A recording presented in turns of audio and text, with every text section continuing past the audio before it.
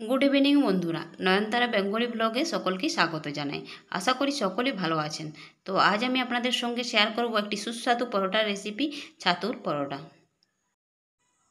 এটি সকালে বা বিকালের জলখাবার হিসেবেও বানাতে পারেন, আবার বাচ্চাদের টিফিনেও বানিয়ে দিতে পারেন। তো চলুন তাহলে দেখে নেওয়া যাক আজকের রেসিপি। তো পরোটা করার জন্য প্রথমে 1.5 বাটি আটা নিয়ে নিচ্ছি। আটা নেওয়া হয়ে গেছে। এখন আটার মধ্যে দিয়ে দিচ্ছি স্বাদ মতো লবণ, 1 চা চামচ কালো জিরে আর 1 চামচ সাদা তেল।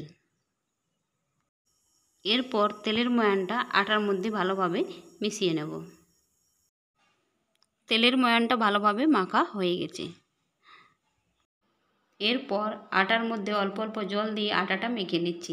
যেভাবে আমার রুটি বা পরোটা করার জন্য আটা মেখে থাকি সেইভাবে আটাটা মেখে নিচ্ছি।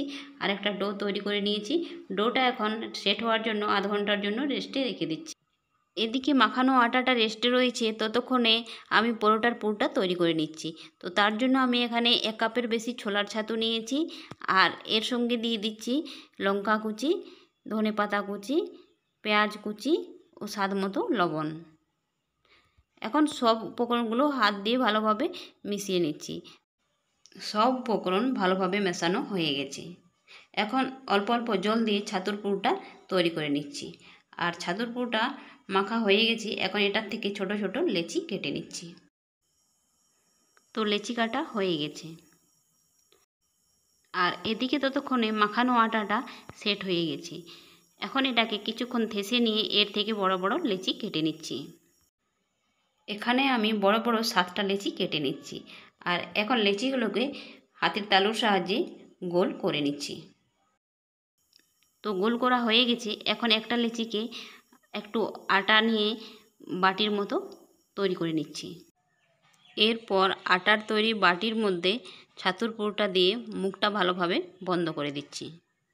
আর মুখটা বন্ধ করে দিয়ে আবার লেচিটাকে ভালোভাবে গোল করে নিয়ে হাত দিয়ে প্রেস করে একটু ফ্ল্যাট করে দিচ্ছি। একইভাবে সবগুলো বাটির শেপ দিয়ে পুরগুলো ভরে নেব। এই বাটিটার মধ্যে ছাতুর পুরটা দিয়ে মুখটা বন্ধ করে দিচ্ছি। আর মুখটা বন্ধ করে নিয়ে গোল করে নিয়ে 2 হাতের তালুর সাহায্যে চেপে দিচ্ছি। একইভাবে সব লেচির মধ্যে পুরগুলো ভরে নিচ্ছি। তারপরে একে একে পরোটাগুলো বেলে নেব। তো সব লেচির মধ্যে পুর ভরা হয়ে গেছে। এখন চাকিতে অল্প আটা নিয়ে একটা লেচি নিয়ে পরোটাটা হালকা হাতে বেলে নিচ্ছি। তো একটা পরোটা বেলা হয়ে গেছে। এখন আরেকটা পরোটা বেলে দেখাচ্ছি।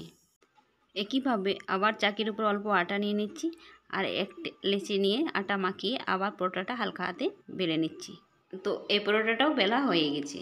এখন প্রথমে এই দুটো পরোটা ভেজে নিচ্ছি, তারপর বাকিগুলো পরে ভেজে নেব। তো তার জন্য ওভেনে একটা তাওয়া চাপিয়ে দিয়েছি। তাওয়াটা ভালোভাবে গরম হয়ে গেছে। তাওয়ার মধ্যে একটা পরোটা দিয়ে দিয়েছি আর পরোটাটা উল্টে পাল্টে ভালোভাবে সেঁকে নিচ্ছি। আর এই সময় ওভেনের ফ্লেমটা লো থেকে মিডিয়ামে রেখে পরোটাগুলো ভেজে নেব। এখন এই পরোটার মধ্যে অল্প সাদা তেল দিয়ে ভালোভাবে পরোটাটা ভেজে নিচ্ছি। এখানে আমি পরোটাটা সাদা তেল দিয়ে ভেজে নিচ্ছি। আপনারা চাইলে তেলের বদলে ঘি দিয়েও ভেজে নিতে পারেন। আর ঘি দিয়ে ভাজলে পরোটার স্বাদ আরও ভালো হবে।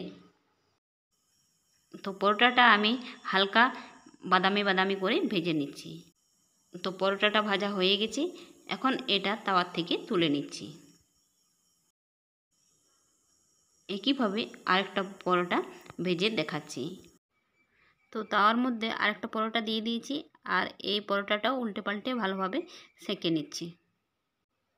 এই পরোটাটাও 2 পিঠ ভালোভাবে সেঁকে নিয়েছি।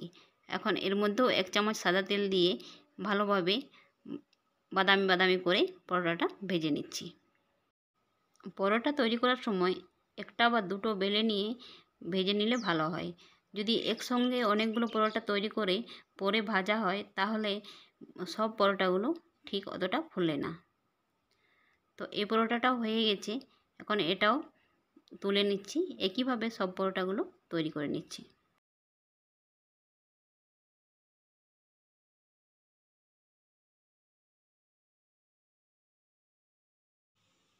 তো একইভাবে সব পরোটাগুলো ভেজে নিচ্ছি।